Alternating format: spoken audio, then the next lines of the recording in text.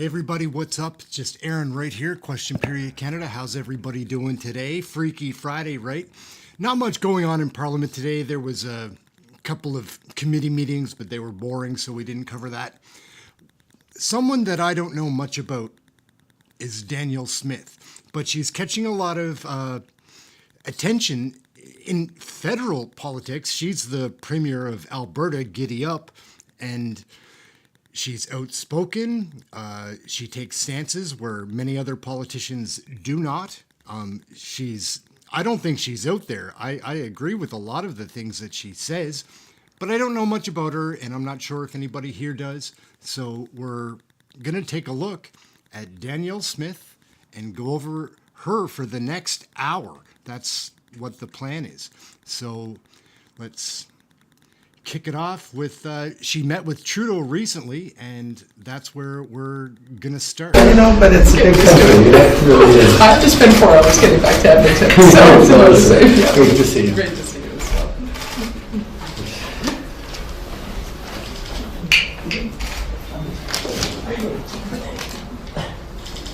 Would you like me to start? Sure. Thank you. I'm looking forward to meeting the Prime Minister today. We have so much to talk about. We actually have had some wonderful collaborations on some great emissions reductions projects. Air Products, which is a hydrogen net zero project. Dow Chemical, which is a net zero petrochemical project. We're hoping to get to a final investment decision together with Heidelberg, which would be a net zero cement project. I'd also like to thank the Prime Minister for getting the Trans Mountain Pipeline nearly to the finish line. Is going to be a major boost, not only for Alberta, but also for the entire country. And we've worked very collaboratively with First Nations on an Alberta Indigenous Opportunities Corporation. We hope that we can lend our expertise and support to hopefully something similar at the federal level. In addition, I hope we can find a solution on pathways. I think pathways could be another major collaboration for us. It would be one of the biggest carbon sequestration projects. Hey LJ, hey Brent, hey Kirk, hey Rockos, what's up? Make sure that we get the investment tax credits what's on up? that. How are you? On an area where we don't quite see eye to eye, the carbon tax, I think we've now seen 7 premiers have suggested that we need a pause on April the 1st. So I'm very hopeful that we can maybe come to some solution on that to address issues of affordability. So those are the things I'd like to be talking about today. Thank you very much, Danielle. It's great to be back in Calgary. Glad to be sitting down with you to talk about, indeed, all the things that we have been working on together. In addition to all the investments and the work we're doing on creating jobs and a positive future for Albertans, where we're glad to be big partners in investing in the future of Canada by investing in the future of Alberta and for Albertans. There's lots of other things we're working on affordability as well. We're having great conversations around childcare as there's been real progress on bringing down the costs, which has made a huge difference for families here in Alberta, and I thank you for that. And there's always more to do. We're going to keep doing it. I'm here today to talk about pharmacare here to talk about dental care, but we're also moving forward with opportunities on affordability through boosts to various pharmacare elements.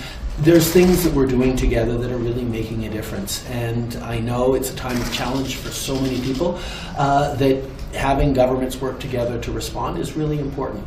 Obviously, we will also talk about pricing pollution and making sure we're protecting future generations and jobs. I'll highlight that as of beginning of April, the average family of 4 in Alberta will get $1,800 a year with the Canada Carbon Rebate. That's money in people's pockets, even as we fight climate change. But there's lots of different perspectives and things we'll be talking about how we can best work together to serve Albertans. So it's a pleasure to be back in Calgary and a pleasure to have this conversation.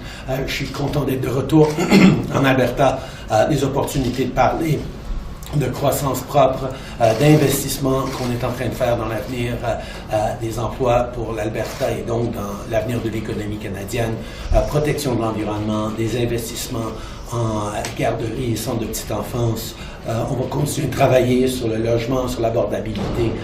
Il y a des bonnes choses qui sont en train de se passer, puis on va toujours avoir des conversations franches et directes sur comment on peut travailler mieux ensemble pour livrer pour les Albertains et tous les Canadiens. Merci tout le monde. Merci beaucoup. Thank you. Okay, media. Okay. The proposed trans policies. According to a Freedom of Information request, your office received thousands of letters in the weeks following your proposed announcements. Those in support thanked you for protecting the rights of parents and children, calling it common sense, but there was also significant concern. Some called on you to rescind the policies. Others expressed concerns about consultation, government involvement in medical decisions, misinformation, and the safety and well-being of LGBTQ2S+ Albertans. In over 2 weeks, your office received over 12,000 letters titled "Protect Students, Withdraw the Regressive Policy," yet you have said several times that you believe Albertans support these policies. What are you basing that belief on? Look, I mean, we are going to make sure that any individual who is transitioning is supported. That was the starting point, is that I'm concerned that there are gaps in the medical coverage, that we don't have the surgeries available here, we don't have proper surgical aftercare, and that there are sometimes difficulties getting the lifelong medical support needed to be able to support somebody who's on hormone therapy. And then the question was, at what point should these decisions be made? And I must tell you, the developing international evidence is that there's no consensus on this. What we're seeing, and you saw in the UK, their National Health Service just announced that they will not be offering puberty blockers to young people under the age of 18 because they feel that the potential risks and harms have not been studied, and that the risk is too great. So when we look at that, we have to look at the broader international picture and see what the evolving evidence is. The UK, many of the Nordic countries, they're taking a different approach. We want to be cautious. We want to make sure that children are making these decisions when they're old enough to understand the consequences. Because we are talking about sterility. Let's be frank about it. If you stop the process of puberty and then you do cross-sex hormones and you don't become sexually mature, you can't have children. And so we have to decide at what age a child should make that decision. And from the feedback that we've gotten from those who are in the field, from looking at the international evidence, we just don't feel comfortable that that would be the age 15 and under. We have agreed that we believe that children who have good medical care, psychological support, and supportive family can start that when they're 16. And I think that increasingly is going to be supported by the international evidence. You mentioned the international evidence, but how do you know that this is what Albertans want? And on that note, would you commit to polling Albertans to find out if they do, in fact, support these policies and release those findings? Well, look, when you're talking about lifelong decisions about whether or not a person is going to take an action that's going to result in their sterility and they're a child, I think there comes a point where you do have to be looking at what the international evidence shows. And if we're seeing in other jurisdictions that there's concern about the long-term impact of puberty blockers, and there's concern about prematurely having young people make these decisions, then I think we have to be mindful of that. Our job is to make sure that kids can make adult decisions as adults and that they don't end up making a decision prematurely that will cut off their choices. I support electric vehicles and I support hydrogen vehicles. In fact, I've talked to my husband, I want my next vehicle to be a hydrogen fuel cell vehicle. We've purchased 3 for the government, so we already have them on our fleet. We have 100 that was purchased by the Edmonton International Airport. There's a 5,000 vehicle challenge going on in Edmonton. We're working with Air Products to get net zero hydrogen. We want to build out the infrastructure. We're funding projects for hydrogen buses in Edmonton and Strathcona, as well as conversion of long haul vehicles to hydrogen dual fuel vehicles. We're on board with that. But the idea that within 2 years' time, 20% of all cars that have to be sold in Canada are going to be zero emissions, it's bananas. It's not achievable. And I can tell you, people, if they want a car, they need to buy it now, because we're entering into a period of rationing. There's no other way around it. I spoke to the manufacturers and they told me the way it will work is that the only way to meet those targets is to reduce the amount of gas-fueled vehicles that they sell.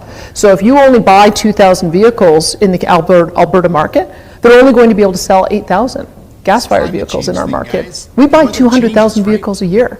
And so we have to expect that what they're going to do is essentially phase out the traditional auto sector. And I wish I could do something about it, but we don't have auto manufacturing in Alberta. There isn't a way for me to be able to override it. I can just warn Albertans that if this truly is implemented the way that they have said, by the time we get to January 15th of 2026, we'll have sold our allotment of gas-fired vehicles for that year, and you're going to be sitting on a waiting list waiting your turn. So if anyone needs to buy a car, they better buy it now. If this comes into effect, we'll end up having to keep our cars longer, make sure that we develop a good way of repairing them, because we're going to be entering into a long period of time where cars just aren't going to be available. And when I look at the EV market, as a for instance, most of those cars right now are going to British Columbia and Quebec. So to imagine, how is everything going to be able to fuel up or power up so that they're able to give 20% of cars in all markets? How are we going to be able to build out our electricity grid and our powering stations? How do we build out our fueling stations if it's hydrogen? We don't even have hydrogen car production happening in our market. So it's really the height of arrogance on the part of this environment minister. I know the manufacturers and the dealers have been talking to him for 2 years, and it's like hitting a head against a brick wall. There's just been no movement on it. And now consumers are going to suffer. And I wish there was more I could do other than warn people to go out and buy a car, but that's what they need to do. Well, joining us now is the Alberta Premier Danielle Smith. Premier Smith, thank you for making the time. My pleasure. Listen, I want to begin first and foremost as to why you thought it was important to introduce these trans policies. You know, why not leave it to schools? Why not leave it to healthcare professionals, even sports bodies? Why insert the government into a matter that essentially is very personal? Well, I can tell you I had an early warning sign a few months ago when I met with Lois Cardinal, who is a transgender woman she was actually seeking medical assistance and dying in Alberta because she had surgery, she thinks prematurely, felt forced into it, and then didn't get very good aftercare. And it got me thinking, if she started that process of transition at 19 and has those kinds of regrets, we want to make sure that that these decisions are being made at an age-appropriate level where kids are able to deal with the consequences, long-term consequences of their choices, and we think that happens at a bit of an older age. So we wanted to set some guideposts in place, and that's the reason why we came through with the policies. Yeah, well, except that, you know, Conservatives often talk about individual choice. You yourself have warned against government overreach. Is this not a form of government overreach? If there is one particular case, for example, where someone is expressing regret, again, why not just turn to healthcare professionals, let their professional bodies create different policies as opposed to inserting the government? Well, because there isn't any one viewpoint on this around the world. In fact, we're seeing in the UK with the closure of their Tavistock clinic. We're seeing in the Netherlands where the protocol began that they're also taking a bit more of a cautious approach.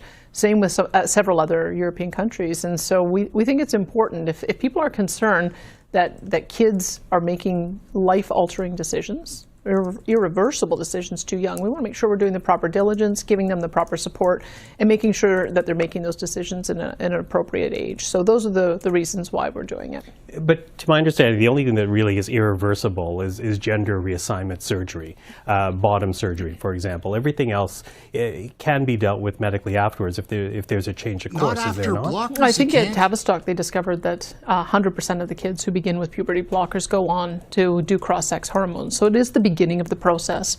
And we want to make sure that when kids are making that decision, that they're making it at an age where they know the consequences and they know the pathway Richard, that they're how are on. you guys? And so the feedback that we've gotten as well is that parents want to be involved in what's going on in their kids' lives, because these decisions, once they're made, happen very quickly. And they're going to need all the support of the loving adults in their lives around them. So we want to make sure that there isn't any division between the child and the adults who are their caregivers. But if parents decided, for example, that their child, in conversation, should be pursuing a hormone blocker or some type of gender-affirming therapy, under these proposals, if you're under the age of 16, that's not available to you. Is it really the government's place to say it shouldn't be available to you if you have individual consent and parental consent? Well, it's not a parent's decision on those kinds of issues. It's not a doctor's decision on those kinds of issues. It's not a politician's decision. It's the person's decision. And so we have to make a judgment about whether or not that child is mature enough to understand the long-term consequences of affecting their reproductive health, their ability to have children. And so most practitioners agree that age of maturity comes somewhere around age 16. And that's part of the reason why we put the policies in place. You've heard this. Trans activists, they're upset by what was introduced last week. They make the argument that essentially it is abusive to bring about policies that limit gender-affirming therapies. They say that someone who has to go through puberty, not affirming their gender is excruciatingly painful. That leads to self-doubt, questions, oftentimes suicidal thoughts. Are you concerned that you might be contributing to the challenge of suicide with trans kids with this? I can tell you that there Laura Lee, what's is up? not a single viewpoint in the LGBT plus community. That we've had many people who've expressed concern as kids are exploring their identity, that they are not locked into a position prematurely. If they're going to make a decision that's going to alter their sex and affect their reproductive health, the advice that we've been given is those are decisions that are adult decisions. And so we're going to make sure that we're preserving those choices for kids. Randy Boissonneau, who of course hails from Alberta, he says with this policy, you are bringing in an American-style cultural war to Canada. We've also spoken to others who say this is purposely a wedge issue by which you are gaining support by dividing Albertans. What do you say to that? Look, we've been watching the discussion and been very thoughtful as we've watched the discussion play out in Saskatchewan and New Brunswick, as well as internationally and around the world.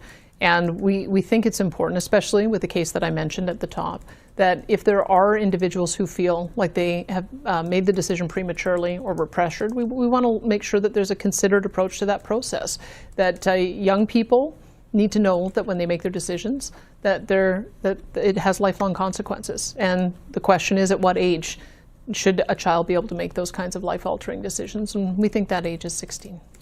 We saw people come out this weekend opposing to what was introduced last week. Is there any room for amendment for you? Is there any room for changing what you've introduced? Look, we're going to have discussions. We wanted to put it on the table, and I'll continue to have discussions, feedback with parents, with teachers, with medical professionals, understanding that there isn't one right answer on this. There isn't one viewpoint. There's multiple viewpoints, and so we've got to balance that and make sure that everything that we do is done through the lens of what's best for the child, and making sure that children preserve all of their choices, I think should be what is guiding our decisions.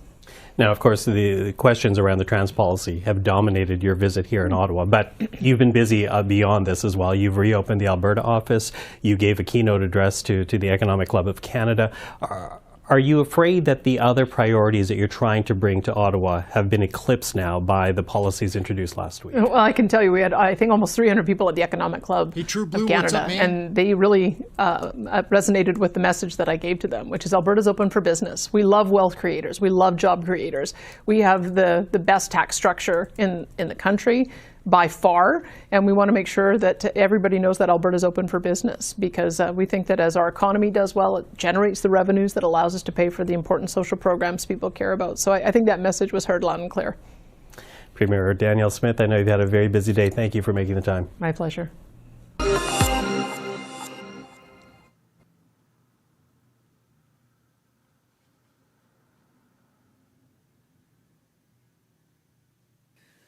Well, good afternoon, everyone. Thanks for your patience. I just drove back in from Calgary this morning, where I had a constructive meeting with Prime Minister Justin Trudeau. But there's still several issues in which there's some distance between the federal and provincial governments, such as the impact of the federal carbon tax and its cascading impacts on inflation, affordability, and sustained higher interest rates, as well as the timeline to reach carbon neutrality, which we have set a target of 2050. I reiterated the growing opposition to the federal carbon tax, which includes 7 premiers, federal members of parliament, and everyday Albertans and Canadians. I went as far as to suggest to the Prime Minister that he could achieve a win if he listened to the growing calls against the carbon tax and reversed his decision to increase the tax, which will amount to about a 23% increase on April 1st. We also talked about Alberta's energy industry and various energy projects, as well as Alberta's commitment to achieving carbon neutrality by 2050, and how we are a willing partner in a responsible and manageable effort to see that goal through. We discussed how the province and the federal government have indeed worked together to see several projects start up and progress, from companies including Air Products with their net zero hydrogen, Dow Chemical with their net zero petrochemical, and Heidelberg, which is moving towards a final investment decision on net zero cement. And I highlighted the importance of projects that will move the province and the country forward on carbon neutrality, including the Pathways Alliance project, which is awaiting the federal budget to see if Ottawa will give more clarity around various aspects of support for it. I also relayed to the Prime Minister the massive opportunity that Alberta has to export ammonia to South Korea and Japan in cooperation with British Columbia, and I expressed the hope that the federal government would be a partner in this work. I also express gratitude for the progress on the Trans Mountain Pipeline and how I'm encouraged by the federal conversations taking place about replicating the highly successful Alberta Indigenous Opportunities Corporation and our loan guarantee program, as Indigenous leaders across the country have also praised Alberta for leading the way on economic reconciliation and for being an example that should be followed. I note that British Columbia just recently announced their own IOC program that is modeled after ours, and Joseph, we look what's forward up? to working with the federal government should they ask us to assist with developing a national program. And lastly, I highlighted Alberta's plans to collaborate further with First Nations on issues such as mental health and addiction, infrastructure and housing. In closing, I do want to say that Alberta will remain a willing partner when given the opportunity to do so. There are many ways that the province can cooperate with Ottawa that do not involve the federal government overstepping its constitutional authority, and Alberta will continue to advocate for solutions that will benefit Albertans and all Canadians. And with that, I'd be happy to take your questions. Thank you. A different topic. This week, Nenshi entered the NDP leadership race. He had some strong words about you. He said he's known you for 30 years. You were in school together, but he said your government is not just incompetent, but immoral and dangerous. So do you have any comment about him jumping in and then his rhetoric towards you? Well, look, there's a lot of candidates in the NDP leadership race, and I'll do what I have always done with leftist politicians. I will debate them on policy and on our records, then I'll trust that Albertans will decide which party better reflects their values and their priorities. That's what we did in the last election. That's what we will do in the next election. But I would say that I'm quite happy to stand on our record. We've balanced the budget twice. We've stood up for Albertans against the clean electricity regs, methane emissions cap, oil production cap. We're leading the country in job creation, 17,400 more jobs last month alone. We're leading on venture capital investment, $707 million in venture capital funding.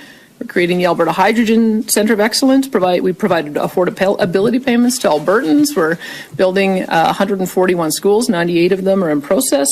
We're building important infrastructure like the Red Deer Hospital and the standalone stollery. So that's why I am always proud and happy to stand and run on our record. I don't know that the NDP candidates are always proud and happy to run on theirs. I don't even think they know what they want to be at the end of their leadership contest. So as soon as they choose their leader and decide what they want to be, whether they want to be the NDP or some other version of it, I'd be more than happy to talk about policy. Hey, Lavender, what's Jason up? Nixon, for example, was comparing him to Stalin yesterday. So even though you don't want to get into name-calling each other, will you tell your ministers not to do the same thing, or is it fair game to... You know, I would have to say that that there have been a number of politicians who've been in politics for a long time and have their own relationships with some of the candidates, and so I'll let them make their own judgment about how they feel they want to engage and what they want to say about it. So I let my caucus members have their own opinions. Thanks, Graham. And I was trying to say one question, one follow-up today. So starting here in the room, we'll go to you next, Lisa. Premier, did you come to any agreements or make any movement towards any agreements with the Prime Minister in your meeting this morning? One of the things that we both agreed is that the tables that we've set up with our officials are working very well. So I would say that we have some very we've got common cause for sure on the issue of hydrogen and how to be able to get that as the new fuel of the future to the market. I did make him aware that we have a sense of urgency around the issue of resolving issues around ammonia, because the Japanese are going to be going to an RFP for a 20-year supply in the coming months, and we want to be able to participate in that. It would be nice to have the federal government weigh in and offer some support for that. We also and I knew this before from my last meeting with him, is that we are talking about small modular reactors. And as you saw, Capital Power has just inked a deal with OPG so that we can potentially go forward and start working around the permitting on that. And we have many projects that we work in common with. I met on the weekend with François-Philippe Champagne to talk about some of the areas where we're able to work together. He was instrumental in helping us to get to the finish line on Air Products and Dow Chemical, as well as Heidelberg and de Havilland. So I think there's many ways in which we can work constructively together. And so I do try to focus on the positive. Obviously, I let him know that I don't have as great a relationship as one of his other ministers, or with one of his other ministers. And I expressed my desire in person that if he chose to make a change in that portfolio, I'd be happy to have a reset in our relationship on that front. But we're going to work on the things that we can work together on. And I'm hoping to get some clarity on the pharmacare issue? This morning, the Prime Minister commented a little bit about that. He said that you talked about it. He said that you said currently about 25% of people in Alberta don't have coverage. He wants to work with Alberta to fill those gaps, particularly with contraceptives and diabetes supplies. But on the weekend, on your radio show, you said that you suggested the National Pharmacare Program would essentially force Albertans off of the provincial plan, and that it would compromise their provincial coverage that you talked about it being very robust. Did you get some clarity on that today, on what the federal government is going to do and how you're going to work with them on the pharmacare path? I told him that the area we need to work on is the number of Albertans that aren't covered by any plan at all. And the numbers I received from my officials, I think it is more of an estimate, is that 76% of Albertans are covered by one type of program or another, whether it's a private plan or whether it's a program that we offer through Alberta Blue Cross, or the coverage that we offer with seniors, those on AISH and those with disabilities. But it does, I think, leave us both concerned that there are 26% of people who don't have coverage, and at any All right, sorry, just one quick second. Norm, I think that you probably closed the chat window, which should be to the upper right of the video that you're watching. There should be an option there to open the chat, because like, I don't kick people out, I don't ban people, I don't anything like that. People are free to say whatever they want around here. That's it. If you can't see the chat, I don't kick people out. That's not something that I do. I did one time and I felt so bad, and now that person's a regular viewer. So anyhow, just you can check the chat box. Should be to the upper right of the window that you're watching. Anyways, back to the show. any given time, a percentage of those are going to need pharmaceutical support. They can come onto our plan at any time because we do have non-group coverage as well. But I think trying to work together so that we can expand the program so that we have full coverage is something I'd like to work toward. And I mean, I know with the Quebec approach, this is something I've asked my health minister to look into. It is in Quebec, they have a robust competitive market, but they also have a requirement that you have to have health insurance. And if you don't, at the end of the year through the tax system, they end up charging you essentially a premium for the coverage that you're defaulted into. I don't know if that's the kind of thing that the federal government is looking for. It is the kind of approach that Quebec has taken, but it does ensure that everybody has 100% coverage. So if we can work together on having 100% coverage of the 5,000 drugs that we currently cover, and then expand the formularies across the country so that there is some consistency, I think we can find some common ground on that. But I don't want anyone to think that what's put on the table is Cool, a universal first dollar coverage on all types of treatments, because it's not. It really does just cover two types of treatments. And so if we can find a way to be a bit more comprehensive and expand the coverage out, we'll certainly be prepared to work with them on it. We'll go to Jonathan, and then we'll go to Brianna. Jonathan Bradley, Western Standard. Media notice for your meeting didn't include that many details. Who requested the meeting? I heard yesterday he was coming to town. And last time, I was surprised that he didn't request a meeting. He said it was my job to request a meeting. So I requested a meeting, and he accommodated me. I went down last night, and we met at 8:30 this morning. Okay, my follow-up is, you mentioned that Trudeau hasn't decided whether or not he's going to pause the hike on the carbon tax. Where do you stand on using the Alberta Sovereignty Act to respond to the carbon tax hike? We just don't have the ability to do that. I've seen what has happened in Saskatchewan, for instance. They have the full authority through their crown corporations to be the sole marketer of natural gas. That's not the way our market works. We're a competitive market, and I certainly wouldn't be asking any private sector companies to break the law and not remit their taxes. So I think the important thing is for the federal government to recognize that there is a cascading effect that happens, that when you increase the carbon tax, because the rebate doesn't go to small businesses, those prices end up getting raised to be able to cover that tax, which then fuels inflation. And then when, with inflation being so high, we're hearing the Bank of Canada can't reduce rates, which causes people to have higher rates when they go to renew their mortgages. So I did make that case, and I guess we'll wait and see on April 1st whether or not I and the other premiers are successful. Thank you. Premier, It sounds, in response to Lisa's question, like you're now willing to work with the feds on the pharmacare deal. When weeks ago your health minister automatically ruled it out. Was that a mistake? And now that you have some more details, for her to say that we're opting out completely before any of these details actually come to light? Well, we're certainly not only going to offer a two-drug plan. Like, that is not what we offer in Alberta, and I don't want people to think that a two condition plan is a universal system. It's not. But if they want to work with us to help in expanding our robust program that already exists to cover more people, then we'd be happy to do that, because our drug plan already covers 50 different types of birth control contraception.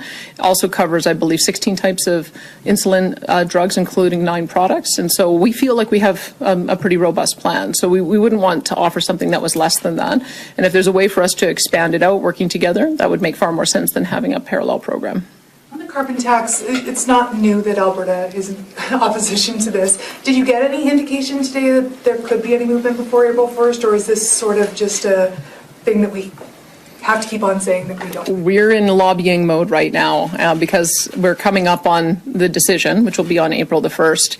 And as you saw, even Liberal Premier Andrew Furey announced yesterday that he believes that there should be a pause on the increase as well. So I think this would be the time for people to call the federal government, call their MPs, and put some pressure on them, because I do believe that if we're really concerned about affordability and inflation, that the tax is too high. And going up another $15, which would be 23% increase on the current amount that people are paying, I just don't think they can afford it. Shane. Yeah, taking it to a totally different topic, asking about the proposed trans policies. According to a Freedom of Information request, your office received thousands of letters in the weeks following your proposed announcements. Those in support thanked you for protecting the rights of parents and children, calling it common sense, but there was also significant concern. Some called on you to rescind the policies. Others expressed concerns about consultation, government involvement in medical decisions, misinformations, and the safety and well-being of LGBTQ2S+ Albertans. In over 2 weeks, your office received over 12,000 letters titled "Protect Students, Withdraw the Regressive Policy," yet you have said several times that you believe Albertans support these policies. What are you basing that belief on? Look, I mean, we are going to make sure that any individual who is transitioning is supported. That was the starting point, is that I'm concerned that there are gaps in the medical coverage, that we don't have the surgeries available here, we don't have proper surgical aftercare, and that there are sometimes difficulties getting the lifelong medical support needed to be able to support somebody who's on hormone therapy. And then the question was, at what point should these decisions be made? And I must tell you, the developing international evidence is that there's no consensus on this. What we're seeing, if you saw in the UK, their National Health Service just announced that they would not be offering puberty blockers to young people under the age of 18 because they feel that the potential risks and harms have not been studied, and that the risk is too great. So when we look at that, we have to look at the broader international picture and see what the evolving evidence is. The UK, many of the Nordic countries, they're taking a different approach. We want to be cautious. We want to make sure that children are making these decisions when they're old enough to understand the consequences, because we are talking about sterility. Let's be frank about it. If you stop the process of puberty and then you do cross-sex hormones and you don't become sexually mature, you can't have children. And so we have to decide at what age a child should make that decision. And from the feedback that we've gotten from those who are in the field, from looking at the international evidence, we just don't feel comfortable that that would be the age 15 and under. We have agreed that we believe that children who have good medical care, psychological support, and supportive family can start that when they're 16. And I think that increasingly is going to be supported by the international evidence. You mentioned the international evidence, but how do you know that this is what Albertans want? And on that note, would you commit to polling Albertans to find out if they do, in fact, support these policies and release those findings? Well, look, when you're talking about lifelong decisions about whether or not a person is going to take an action that's going to result in their sterility and they're a child, I think there comes a point where you do have to be looking at what the international evidence shows. And if we're seeing in other jurisdictions that there's concern about the long-term impact of puberty blockers, and there's concern about prematurely having young people make these decisions, then I think we have to be mindful of that. Our job is to make sure that kids can make adult decisions as adults, and that they don't end up making a decision prematurely that will cut off their choices. Thanks, Shane. We'll go to Emmanuel. Yeah. On the pharmacare plan, just so I understand correctly, your position is that Alberta should opt out of this federal plan, but also offer a public plan that would cover diabetes, contraception, Plan B, and more? We already have a public plan, yes. And you It would offers wanna- 5,000. It offers 5,000 different types of drugs. There's a category for seniors, category for AISH and disabilities, and there's also what we call a non-group plan, which is available to anyone who does not have coverage through their employers. There are people who have chosen not to opt into that plan, and so if we can work with the federal government to get more people covered, we'd be happy to. But we want to make sure that it's a comprehensive plan that covers all conditions that we currently offer under our program. And on the carbon tax, Newfoundland Premier announced this morning that he was also opposed to the carbon tax hike. I think there's only Manitoba left in the provinces that are concerned by this federal carbon tax. And British Columbia, I think, because British Columbia has their own provincial carbon tax. Yeah. But of the provinces that are concerned, do you plan on doing some kind of Premiers United Front on that, meetings, so to the federal government? I think we kind of are. We're tweeting and retweeting each other. I'm hoping to be able to touch base with Premier Fury when he's in Alberta this week. I was hoping to be able to see him, but he's going to be in Calgary. I'm going to be in Edmonton, so we might end up missing. But I think that those actions speak very loudly, that 7 premiers from different political perspectives are all coming together to say that there needs to be a pause on this tax. And so I'm hopeful that the Prime Minister will listen to that. Thank you. We'll head over to the phones now. Operator, can you put through the first caller, please? Chris Marco, Calgary Herald. Hi, Premier. You mentioned in your remarks about the Pathways Alliance Oil Sands project. What was your message to the Prime Minister about the carbon capture project? And was there any sign of progress from the Prime Minister on Ottawa reaching agreement with the Pathways Alliance on the CCUS hub? Well, I did tell him that what my officials have told me, that our pore space is so expansive, it could, in theory, be able to sequester all the emissions that have already been produced by man. That gives you some idea of how large our pore space capacity is. And this project in particular would abate a significant amount of Canada's global emissions, 67 megatons, I believe. And there's a willing partner in the alliance to do so. I also told him that because we knew that they were waiting for us to come to the table and offer support, and we did. So in this budget, we are putting the framework in for a 12% carbon capture utilization and storage tax credit. And so we have moved on that. As I understand it, there's still some lack of clarity at the federal level about what that ITC will look like. We think it should include enhanced oil recovery, because that allows for the CO2 to be used in a profitable way in order to be able to pay for the project, which will accelerate the project. And as well, contract for differences is, I think they've made some initial strides on that, but that is another area that I'm understanding that the companies need a bit more clarity on. We've put together a working group of our ministers to meet regularly with the Pathways group to see what we can do to assist in moving that project to the finish line. I think we're just putting our terms of reference together right now, but we're committed as well to meeting with them on at least a monthly basis to make sure that we're able to keep the lines of communication open. We think this is a really important project. There'll be, I believe, 20 different oil sands companies that will ultimately put CO2 into this pipeline once it's complete. And we remain very hopeful that they'll be able to get to a final investment decision and start ordering the pipe to be able to start the project. Just to follow up, I've got a bit of a twofold question here then. Premier, just to be clear, what did the Prime Minister say regarding the Pathways Alliance and, I guess, their support or, I guess, their views on the project? That's the first part of the question. The second one was, did you actually ask the Prime Minister to replace the Environment Minister, and did you get a response from the Prime Minister on that front? Well, I got a smile. I think he knows that that Minister Guilbeault is not my favorite minister, but I did let him know that I have a great relationship with several of his other ministers, but I did feel like I should tell him in person what I've been saying publicly, just so that there wasn't any miscommunication on that. I do feel like our relationship would be greatly improved if we had a different point person in that file who was a little more pragmatic and someone who was willing to work with us, like some of the other ministers are.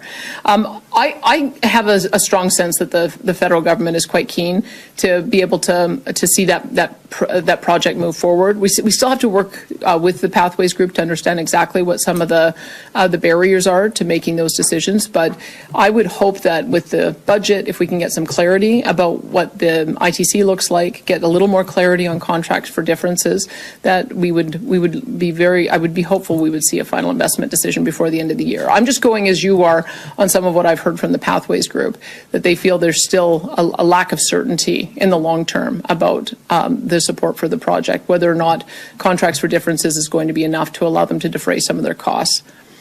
Perfect. Thanks, Chris. Operator, can you put through the next caller, please? Carrie Tate, Globe and Mail. Hi, Premier. Thanks for taking my question. It's on the pharmacare again. I'm wondering,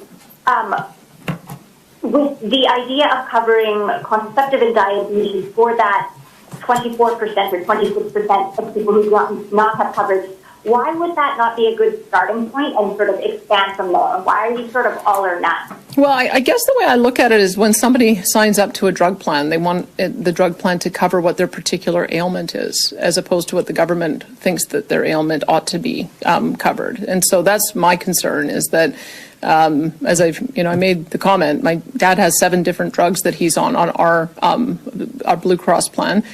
He's not on insulin, and he doesn't need birth control. So for someone like him, it wouldn't be very helpful to have only insulin and birth control covered. He would need those 7 other conditions covered. And I suspect the vast majority of Albertans are in the same boat, that many people, when they're on medication, don't just need it for one thing. And so why not take a program that we currently have that covers 5,000 different types of drugs, including the drugs that the Prime Minister is concerned about, birth control and diabetes, and then just find a way to expand it to the people who currently don't have coverage. That just seems to be a bit more of a sensible approach, as opposed to taking a piecemeal approach.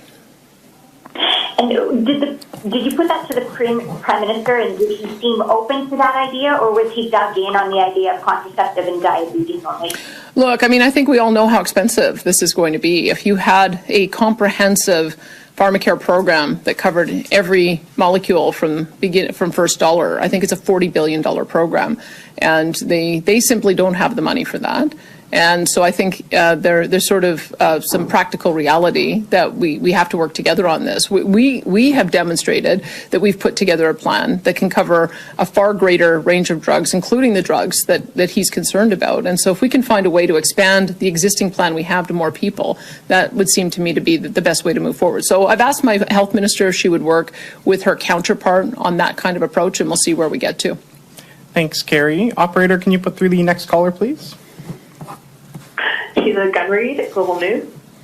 Oh, sorry, Rebel News. Danielle, hey Tyrone, how are you guys Hi, today? Premier. Justin Trudeau walked out of his press conference or his meeting with you today and told the media that he had full confidence in his environment minister, and he rejected your calls to fire him. He then blamed you and the other premiers for being the caustic or problematic ones in the relationship with Guilbeault. How do you respond to that? Well, it's, admirable that he's defending that member of his team, but I think that the reality is somewhat different. We've got an environment minister who's lost in court on the Impact Assessment Act, and rather than accept that, seems to be trying to find a workaround on it. Lost on plastics, rather than accept that, is appealing it. We went to COP, didn't tell any of the delegations there what he was going to announce there, dropped a bomb on us on an emissions cap for oil and gas, emissions cap for methane, and has basically announced that he doesn't want to build any more roads anymore, which he had to walk back. So I would say that the evidence demonstrates that there's an environment minister who has been given a pretty free rein to trample the Constitution and interfere with national unity, and also interfere with investment. And so I would say that we are responding to the fact that we have an environment minister that is not following the rules, and I'm going to keep pushing back against that. I will work with the ministers that I can and hopefully find a workaround, but it would be a lot more constructive, a relationship, if we actually had somebody who was pragmatic on the other side of the table.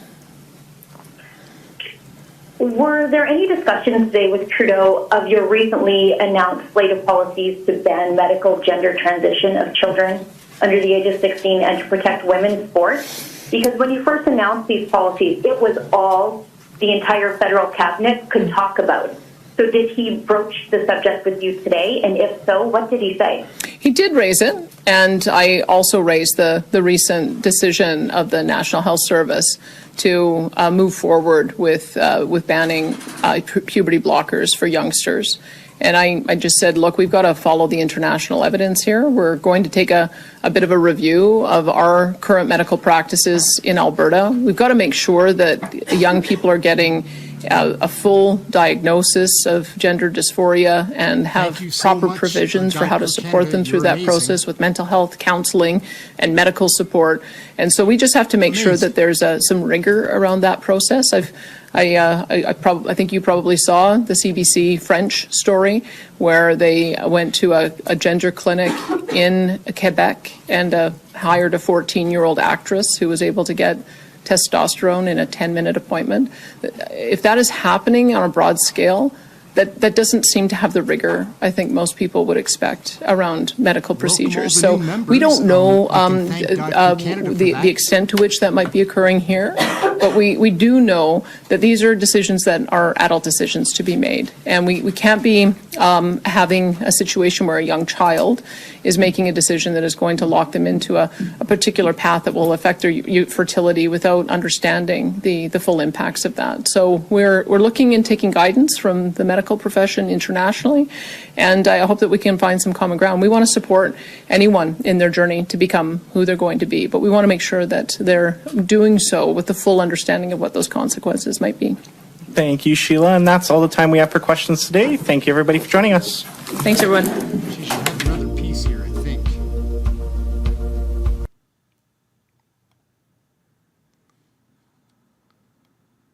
My fellow Albertans. Here we go. Whoa.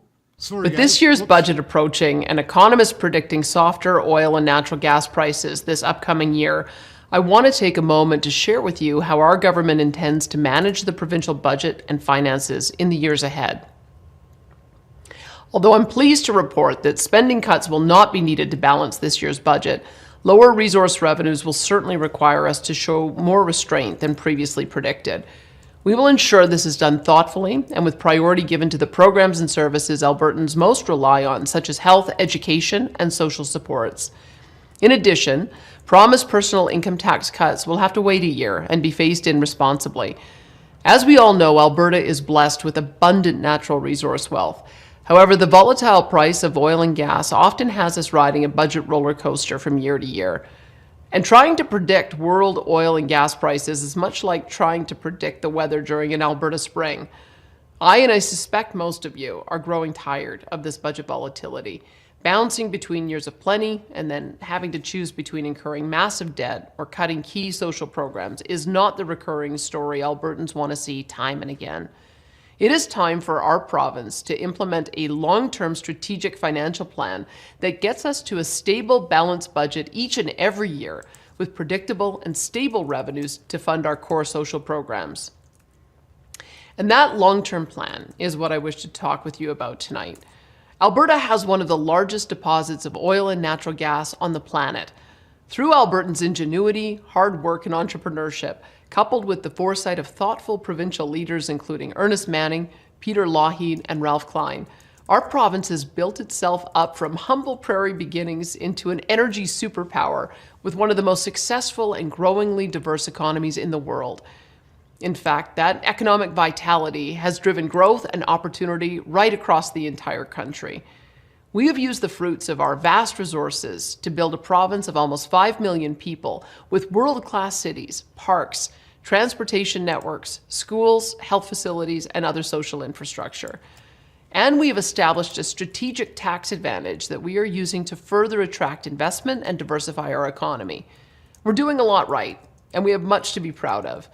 But as a province, we've also made mistakes, and we need to correct course now while we still have time. Bluntly stated, our province has become unsustainably dependent on non-renewable resource revenues. As an example, in Budget 2023, our province required about $16 billion of resource royalties just to balance our roughly $70 billion provincial budget. Thankfully, we had a good year, and will collect enough resource revenues to cover that $16 billion, with a few billion left over to pay towards our provincial debt and savings for the future. That said, we simply cannot continue to rely on $16 billion or more in resource revenues to balance our budget year in and out. Anything for a buck, what's up? That is a recipe for massive debt and cuts to health and education when the price of oil takes a dip for a year or two or more.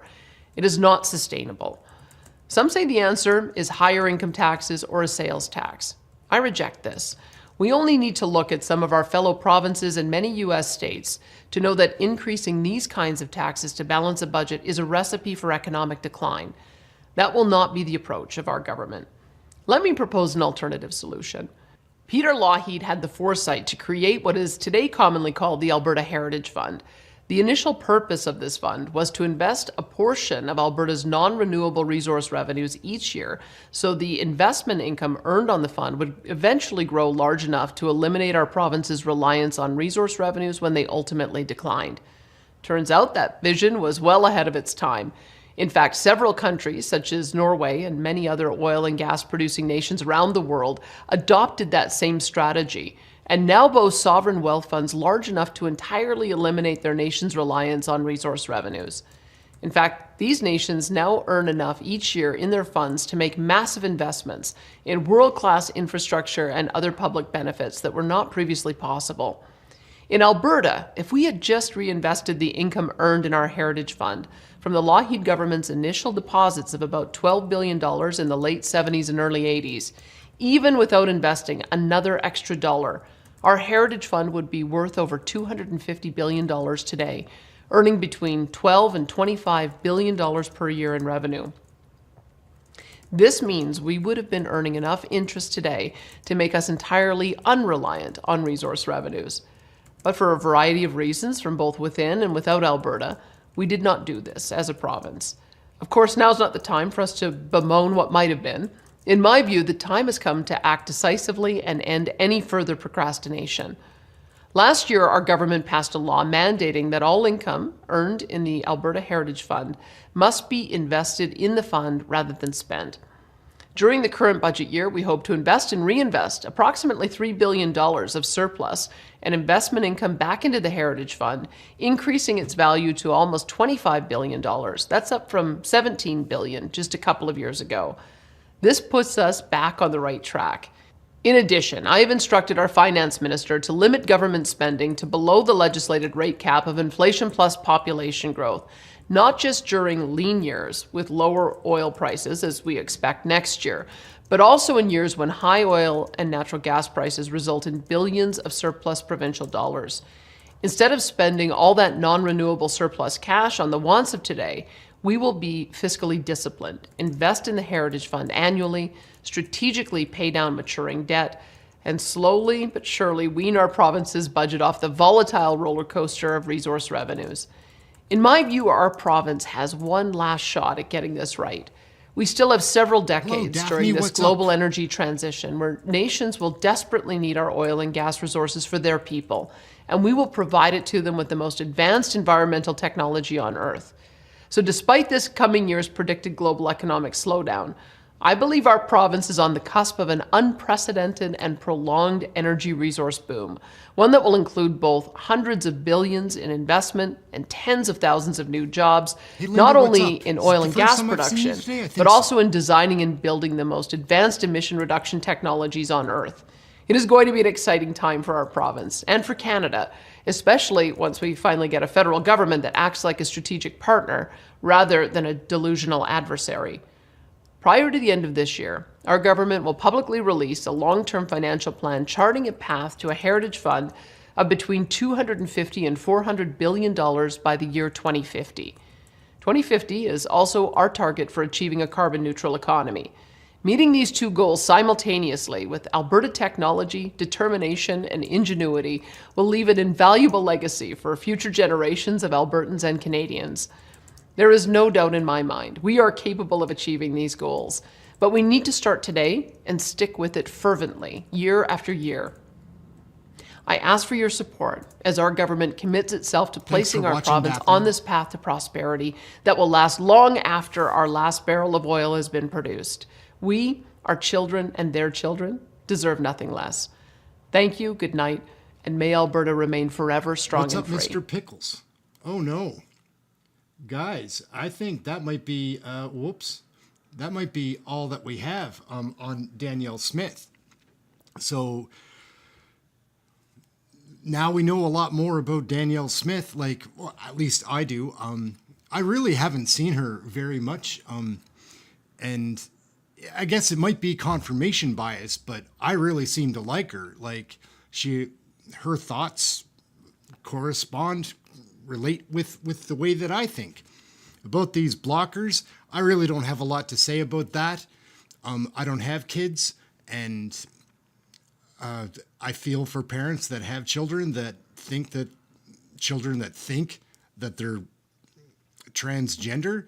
Kids, they need to grow up to figure that stuff out, man. Like, I'm pretty sure in my like grade 8 class that there would have been like 4 or 5 kids that would have done a transition that would have regretted it a lot, like later on in their lives, because people change a lot. Puberty is a time of change, and to block change, I don't understand that. But I used to live in Alberta. It's a bit of the Canadian Texas, a little bit. Like, they do stand out as a province, and they seem to be, besides Quebec, one of our provinces that really stand up against the federal government quite often, and they should. They're a wealthy province. Super interesting. Anyhow, guys, we're gonna wrap it up. We're going to get busy here making some other regular videos. We'll be back on live tomorrow, and we'll have something interesting to watch. We'll plan on that. And again, it was really interesting earlier because Lightning Rod had been very interactive in the comments and everything, with views that don't agree with the way that our gang or family here thinks. Like, our panel, I find that we have a lot of similar thinking minds in our group. It's amazing. Like, and when we get someone in our chat room that is like that, we're just gonna talk them off of the edge, off of the ledge, because we're the ones that make sense. Like, if you watch the Liberals, I don't know how anybody could watch Trudeau and his cabinet discuss the things that they're discussing and think that it makes any sense whatsoever. It is so ridiculous. It is out to lunch. Anyway, we are going to wrap it up for today, guys. Thank you all so much for watching. Thank you, Dive Crew Canada, for hooking us all up again. That's amazing. Welcome to all the new members. There isn't a lot yet that I'm offering members. Like, I'm still working on time management, and frankly, we've got to get a few more subscribers before we can focus on the members. Just, that's, from what I've read, that's the path to take. And we will be back every day with something live and other videos. We do those shorts for fun. They're kind of funny sometimes they're insightful. And that's it, guys. Happy Friday. I'm Ehren. This is Question Period Canada. Thank you all so much for watching. And that's it. Have a great weekend. Hopefully we'll catch you around here. Maybe we'll be back on live tonight. I'm not sure. We'll wait and see. See if there's anything interesting to put out live, we'll be putting it out. So that's it. I'm glad you found the chat room, Norm. We figured that part out. And on to the next one. You guys have a good weekend. We'll be catching you soon. Thank you all for watching. I really do appreciate everybody joining and tuning in. I look forward to this every day. AMA Drid, what's up? How are you? And hey, Lamonte, what's up? Hopefully you guys will stay to the end to see when I got to say hello. So before I wrap up, I'm just going to say hello to these people.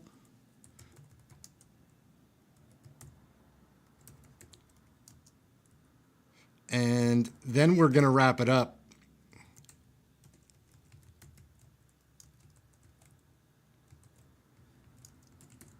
Yeah, so on a quiet note, we're finishing up, guys. That's it. Later, everybody. Take care. We'll chat soon. We'll see you on here. Canadian politics is wild. We need an election. We need to get rid of Trudeau, no doubt.